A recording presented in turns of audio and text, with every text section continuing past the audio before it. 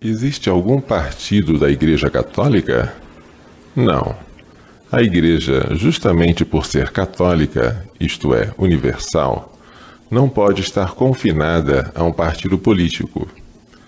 Ela não se confunde de modo algum com a comunidade política e admite que os cidadãos tenham opiniões legítimas, mas discordantes entre si, sobre a organização da realidade temporal. Então os fiéis católicos podem filiar-se a qualquer partido? Não. Há partidos que abusam da pluralidade de opinião para defender atentados contra a lei moral, como o aborto e o casamento de pessoas do mesmo sexo. Faz parte da missão da Igreja emitir juízo moral também sobre as realidades que dizem respeito à ordem política, quando o exijam os direitos fundamentais da pessoa ou a salvação das almas. O Partido dos Trabalhadores, PT, defende algum atentado contra a lei moral? Sim.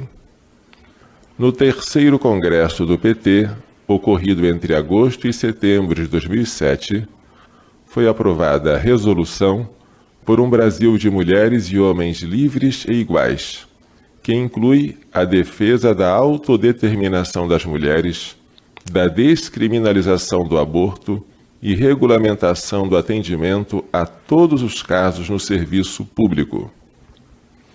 Mas todo político filiado ao PT é obrigado a acatar essa resolução? Sim. Para ser candidato pelo PT, é obrigatória a assinatura do compromisso partidário do candidato ou candidata petista, que indicará que o candidato ou candidata está previamente de acordo com as normas e resoluções do partido, em relação tanto à campanha como ao exercício do mandato. O que ocorre se o político contrariar uma resolução do partido como essa, que apoia o aborto? Em tal caso, ele será passível de punição, que poderá ir da simples advertência até o desligamento do partido com renúncia obrigatória ao mandato. Em 17 de setembro de 2009, 2 deputados foram punidos pelo Diretório Nacional do partido.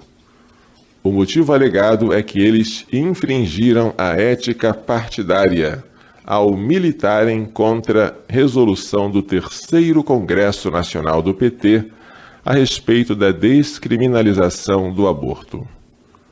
O PT agiu mal ao punir esses 2 deputados? Agiu mal, mas agiu coerentemente.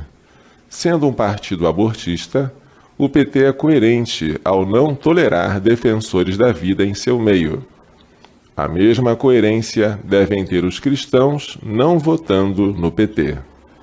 Mas eu conheço abortistas que pertencem a outros partidos, como o PSDB, o PMDB, o DEM. Os políticos que pertencem a esses partidos podem ser abortistas por opção própria, mas não por obrigação partidária. Ao contrário, todo político filiado ao PT está comprometido com o aborto. Talvez haja algum político que se tenha filiado ao PT sem prestar atenção ao compromisso pró-aborto que estava assinando. Nesse caso, é dever do político pró-vida desfiliar-se do PT, após ter verificado o engano cometido. Que falta comete um cristão que vota em um candidato de um partido abortista como o PT? Se o cristão vota no PT, consciente de tudo quanto foi dito acima, comete pecado grave, porque coopera conscientemente com um pecado grave. O Catecismo da Igreja Católica ensina sobre a cooperação com o pecado de outra pessoa. O pecado é um ato pessoal.